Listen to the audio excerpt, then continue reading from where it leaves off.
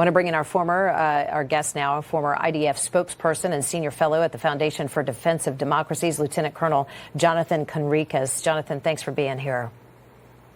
Thank you, and my pleasure. So let's get to, we've now, as we came to air this morning, we learned that there was a fourth U.S. service member that had died from injuries sustained during Operation Epic Fury. And then you saw Bibi Netanyahu touring the site of that synagogue moments ago. 9 people, civilians, we understand, killed in that attack yesterday.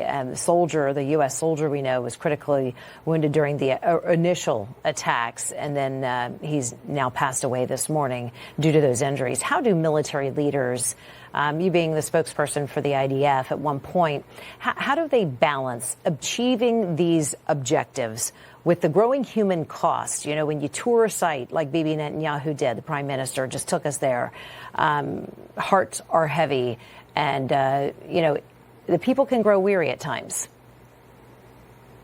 Yes, people can, and it is very tough to communicate. It is tough to, on one hand, continue to push forward, and then on the other hand, have sympathy and respect for the people who suffer and who are wounded or die, and especially for their grieving families.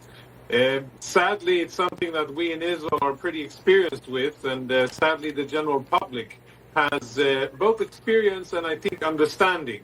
Israelis, they are sadly quite familiar with dealing with this type of situation.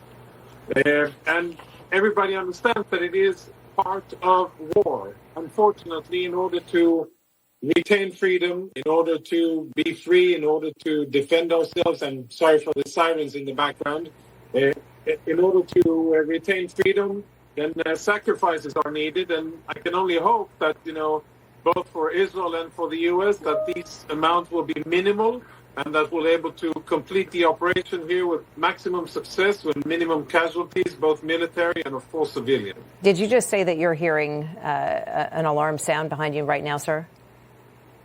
No, it was just an ambulance, not bomb sirens, just an ambulance. Well, let me ask you about that, because this is something. You suggested that it could be an air raid siren, and, 5 minutes ago you could have been right, and 5 minutes from now you could be right. Speak to that. The people of Israel have grown accustomed to living a life like this, and very literally knowing, within a, 5-minute radius from where they stand, where fallout shelters and bunkers exist. It's just, I think for the average American, we have a hard time understanding that. Share a bit about that, please. Yeah, I'm happy that Americans aren't familiar with this, because it isn't very pleasant. Schools are closed, work is closed, offices are closed, everything, commerce is closed, everything is shut down today. Only the bare essentials, food and sanitation work, but everything else is closed, and people are on high alert, waiting for notifications on their phones to move into the shelter. And then afterwards, usually the alarm sound when it's really time to go in, and then people go to shelter. And so far, we're 2.5 days into this. People, I cannot say that they're happy about it, but I can say that what I see from neighbors and family and friends, they understand that this is necessary. And I'll give you a positive side of it. When I compare the situation today to last year, the summer of 25, when the U.S. and Israel conducted Operation Midnight Hammer and Rising Lion against Iran, the Iranians were able to fire many more missiles per day, and we faced lots more impact in Israel. And I'm happy. I'm cautious with my optimism, but I monitor the fact that there's far less missiles, and as we speak, Israeli and American planes are hunting Iranian missile launchers in western Iran. Yeah. And that will be a crucial factor. That will allow the U.S. and Israel to relieve pressure of U.S. bases in the region, allied countries, and of course Israel. And I can say that things are moving in a positive direction. Every missile fired, of course, here, it's millions of people who have to run for shelter.